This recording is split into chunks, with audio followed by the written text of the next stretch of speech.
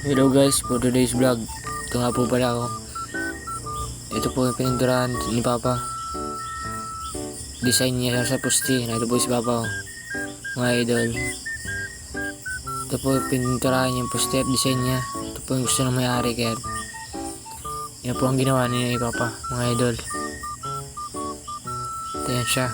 Pipintura siya dyan sa may bandang gitna na yan. At aring white gray ang kulay na areang bull. At saka ito, poste nito mga idol. Dito pa mga idol, dito sa may tres dito mga idol. Ang ganda rin tingnan mga idol.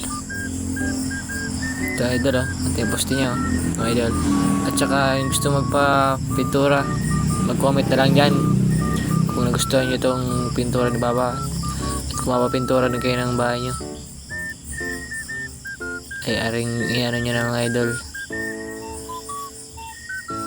Yan mga idol, oh. Comment kayo kung mapapintura kayo ng bahay.